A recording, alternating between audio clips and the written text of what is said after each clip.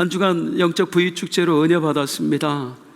가나안에서 애굽까지 주로 두 사람의 인생을 살펴봤는데요, 애굽까지 가는 과정 속에서 완전히 야곱이 달라졌어요. 많은 분들이 그런 말씀 하시더라고요. 목사님, 내가 야곱인 것 같습니다. 참 그런 말씀 많이 들었어요. 절대 변하지 않을 것 같았던 야곱이 변화되네요. 주님은 하실 수 있어요. 그런데 거기까지만 봤을 때도 이 정도도 대단하다 했는데, 오늘 본문에 보면 그냥 완전히 달라졌습니다. 야곱이 이제는 영적인 사람이에요. 하나님과 그 신령한 교제를 통해서 하나님이 하실 일을 꿰뚫어 봐요. 그리고 그 하나님이 알려주신 것에 따라서 자식들에게 유언을 하는데, 단순한 유언이 아닙니다. 이 자식들의 앞날, 더 나아가서는 이 12아들이 이제 12지파가 되잖아요. 12지파에게 일어날 일, 12지파가 당할 일을 그대로 예언을 해요. 완전히 영적인 권위자가 됩니다. 오늘 야곱이 했던 자녀들을 향한 유언, 축복, 그 내용을 함께 짧게 살펴보면서 함께 은혜를 좀 나누고 싶어요. 그런데 이 야곱의 자녀들을 향한 그 축복 기도가 쭉 이루어지면서 맨 마지막 구절에 이런 말씀이 나옵니다. 시작. 이들은 이스라엘의 12지파라.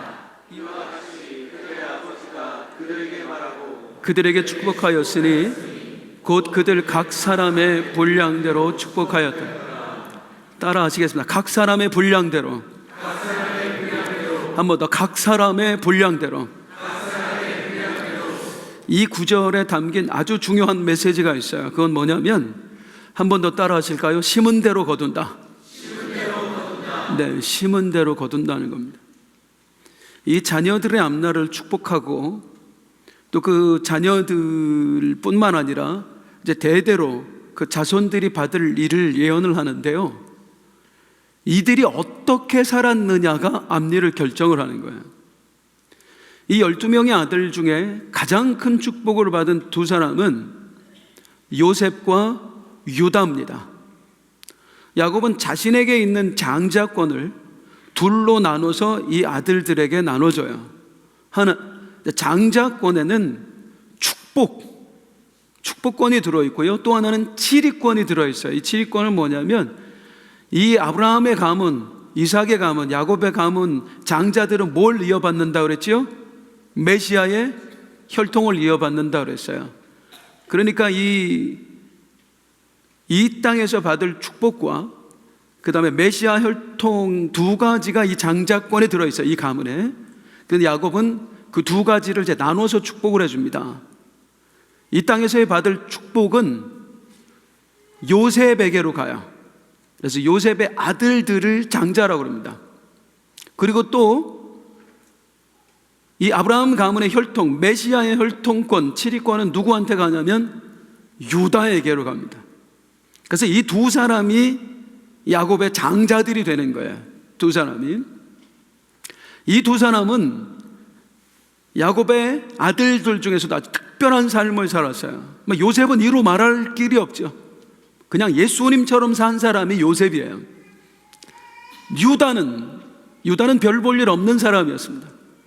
그런데 이 유다도 나중에 완전히 변해요. 야곱이 변한 것처럼 유다도 변해요. 그래서 유다는 어떤 일을 하냐면, 자기 동생을 살리기 위해서 자기 자신을 대신 희생하는 사람. 야곱 가문엔 이런 인간이 없거든요.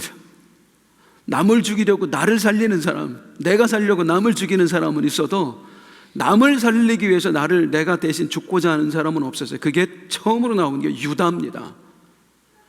이들이 그런 삶을 살았어요. 그대로 받는 거예요. 가장 큰 축복이 이들 둘에게로 가는 거예요.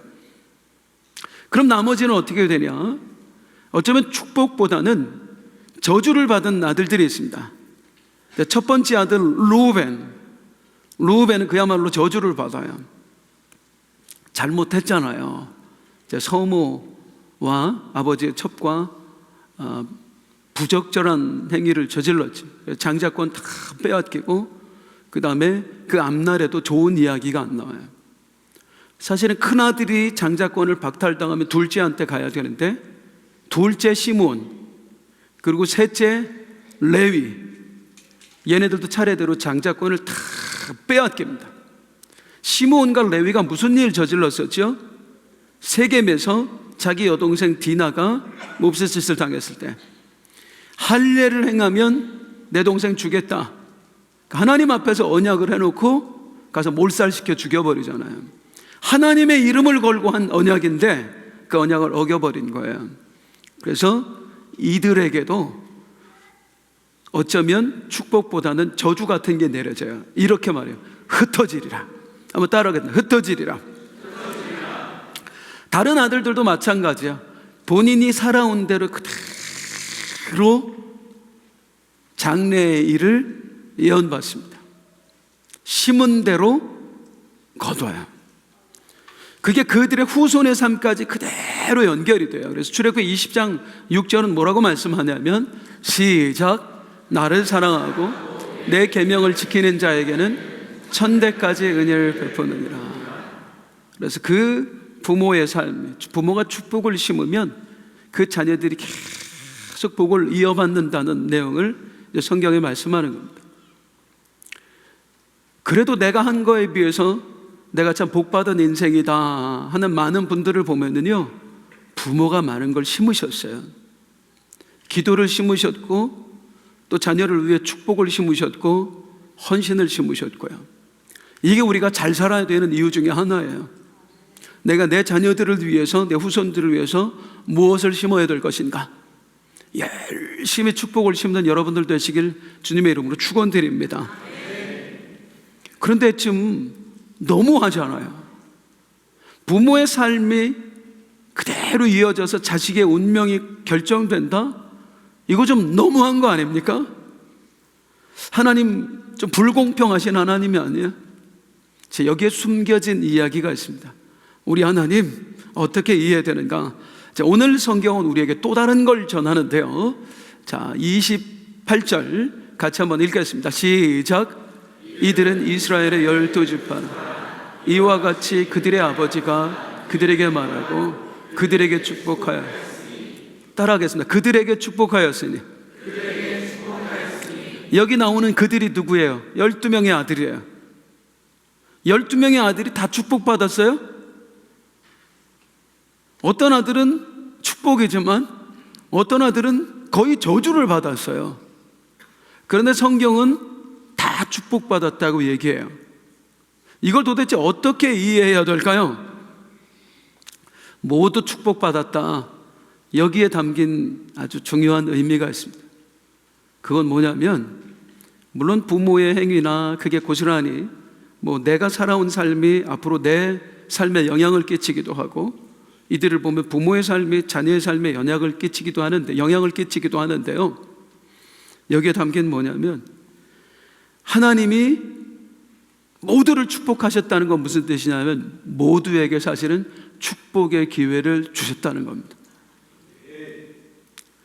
한번 따라가세요. 모두에게 축복의 기회를 주셨다. 모두에게 축복의 기회를 주셨어요. 분명히 어떤 사람은 저주받은 것 같아.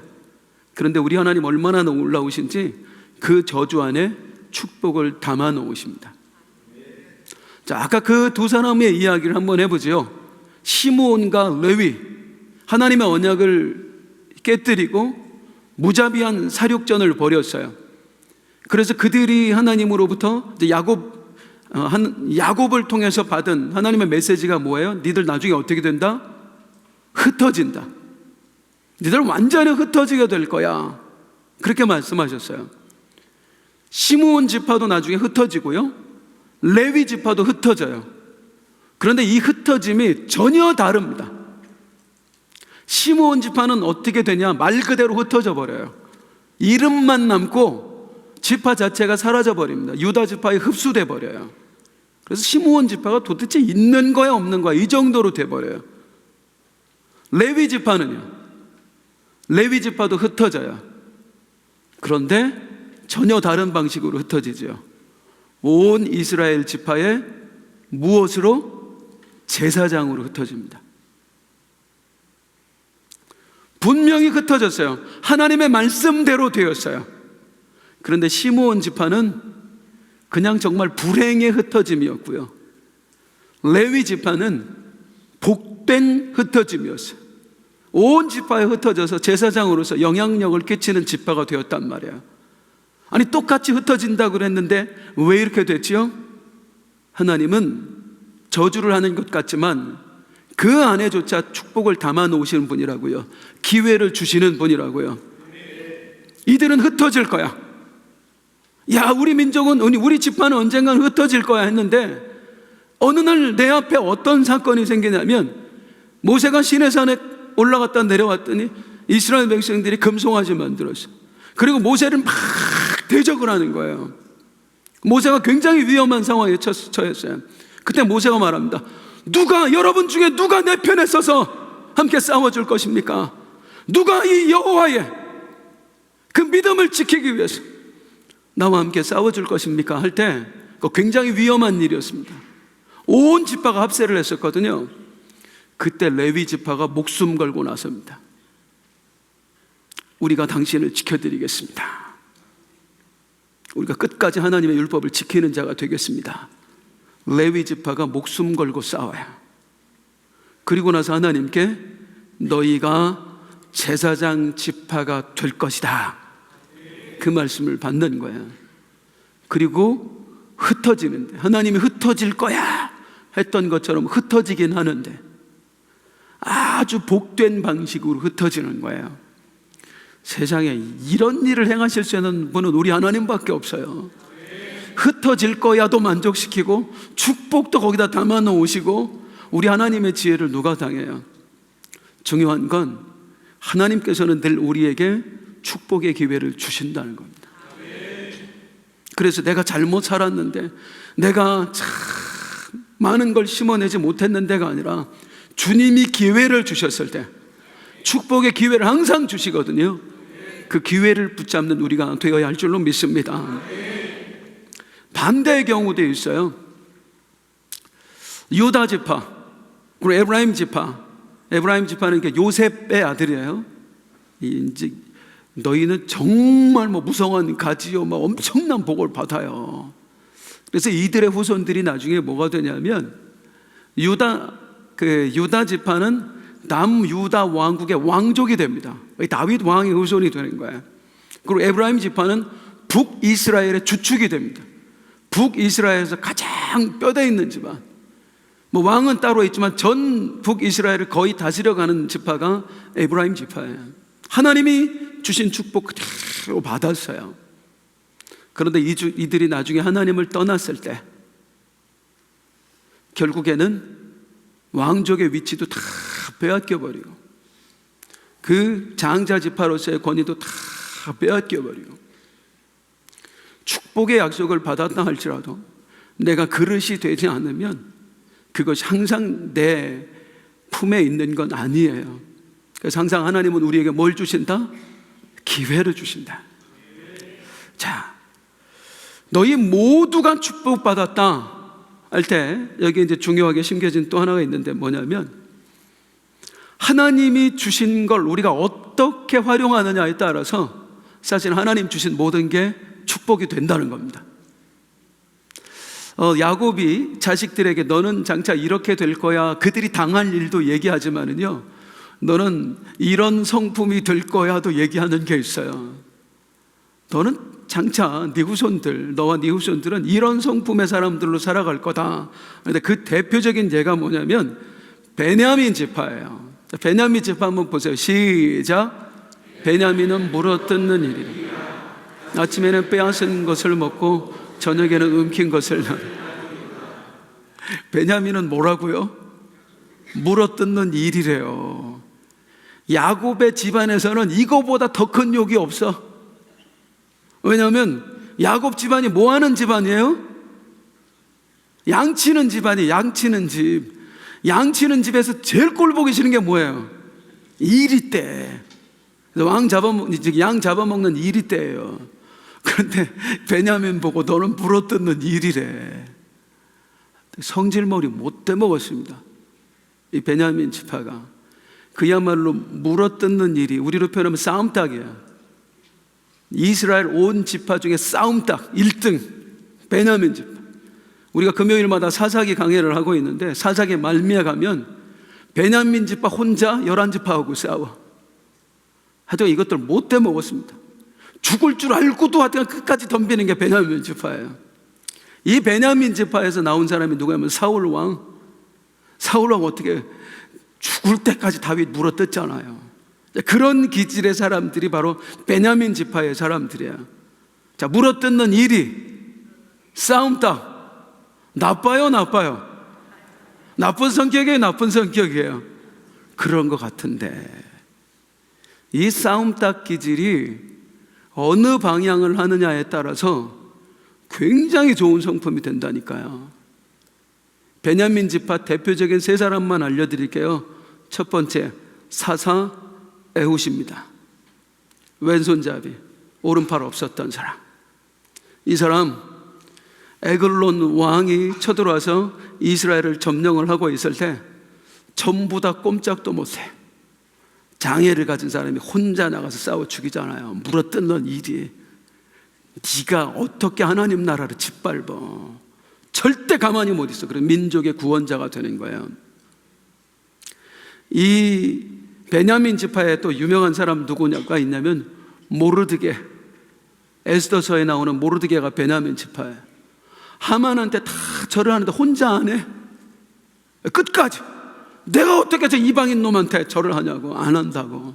그래서 온 민족이 위험에 처했지만 그 과정을 통해서 하나님의 구원을 보게 하는 사람. 물어뜯는 일이 절대 굽히지 않고 싸워서 하나님의 승리를 쟁취해내는 사람. 그게 모르드게.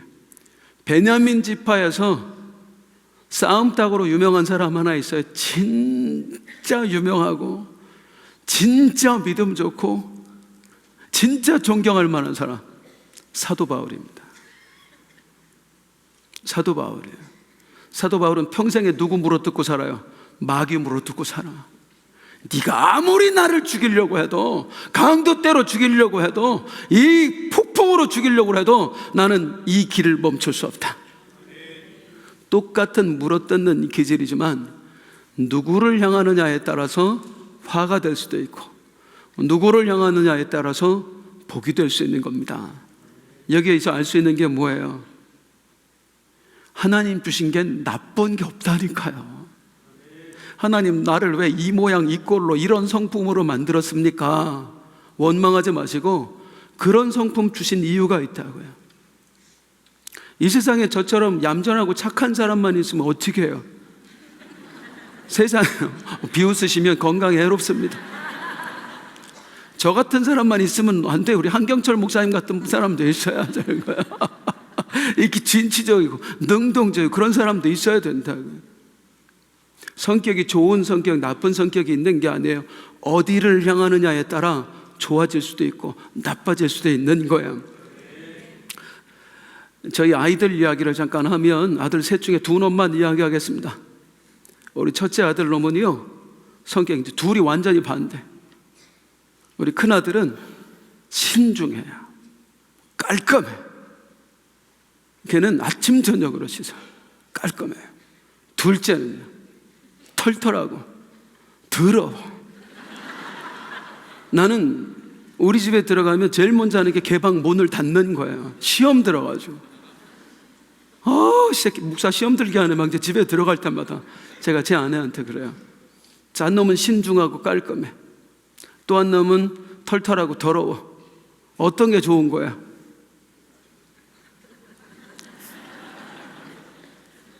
걔네들 어릴 때 부모한테 생일 돼가지고 선물하잖아요. 신중하고 깔끔한 우리 큰아들. 가성비. 싸고 좋은 거, 싸고 덜 좋은 거, 하여튼간 고르고 걔가 사다 주는 건 쓸만한 게 없어. 지금은 안 그래요. 장가가고 달라졌더라고. 여자를 잘 만나야 돼. 우리 작은 아들은 털털하다고 그랬잖아요. 이 자식은 돈 계산을 안 해. 무조건 좋은 거. 이야, 그래도 네가 통이 크다 임마. 신중한 게 좋은 것도 아니고요, 털털한 게 꼭 좋은 것도 아니고요, 어느 방향을 향하느냐에 따라서 다 좋은 게 돼요. 그래서 하나님 왜 나에게 이런 성격 주셨습니까? 하나님 원망하지 말고 이 성격을 어떻게 좋게 활용할 것인가를 생각하면 돼요. 우리 자녀들도 마찬가지. 제가 왜 그럴까 하지 말고, 하나님 이 아이가 가진 기질을 복되게 쓰시옵소서. 이 아이가 가진 성품 하나님 아름답게 쓰시옵소서. 여기 안산에 동산고등학교 있잖아요.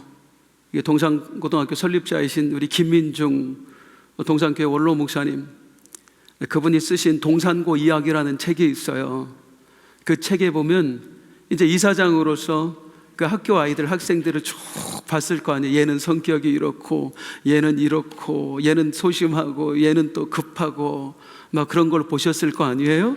다르잖아요. 애들이 다 다르다고. 여기 있는 애들 다 달라요. 그런데 그 아이들을 보시면서 우리 김민종 목사님이 써놓으신 글이 책에 있어요. 제가 그거 보여드릴게요. 한번 읽어보세요. 자, 같이 읽는 겁니다. 시작. 내성적인 학생은 생각을 진지하게 해서 좋습니다. 사교성이 적은 학생은 정직하고 과장되지 않아서 좋습니다. 소심한 학생은 실수가 적고 정확해서 좋습니다. 질투심이 많은 학생은 의욕이 넘쳐 좋습니다. 말이 많은 학생은 지루하지 않아 좋습니다. 자신감이 없는 학생은 겸손해서 좋습니다. 직선적인 학생은 속정이 깊어져 좋습니다. 너무 좋은 글 아니에요? 이야, 너는 왜 이렇게 내성적이니? 그래갖고 뭐가 되려고 하니가 아니라, 내성적인 애 보고, 야, 넌 참 진지하구나, 좋다 야. 소심한 애들은요, 또 소심해가지고 큰일 하겠어가 아니라, 넌 진짜 실수가 없구나. 말이 많은 애들은요, 야, 너 때문에 분위기가 살아. 같은 눈으로 봐도, 아니 같은 성격인데 어떤 눈으로 보느냐에 따라서, 아이고 이거 좀 별거인 것 같다, 안 좋은 것 같다. 그런데 어떤 눈으로 보면 너무나 좋아 보여요. 하나님이 우리에게 주신 것은 사실 모두가 복이래요. 다 축복으로 주신 거예요. 그런데 축복을 내가 축복으로 제대로 활용을 못하고 있는 거예요. 그리고 축복을 축복으로 제대로 못 보고 있는 거예요. 나 스스로를 볼 때도 나는 왜 이런 성격일까 자책하지 마시고 좋은 점을 찾아내세요. 우리 여기 다음 세대 아이들이 있는데 우리 아이들한테도 마찬가지예요. 그냥 무조건 좋은 점만 말씀해 주세요. 요즘 애들 얼마나 교회 안 다니는데 이렇게 와주니까 고마워요. 제가 가끔 말씀드리지만 우리 어른들 막 예전에 우리 누가 막 혼내는 걸 봤어. 어떤 아이를 교회에서, 걔가 교회 화장실에 담배 피다 걸린 거야. 어떻게 자식이 막 교회 다니는 놈이 교회에서 담배를 피냐고.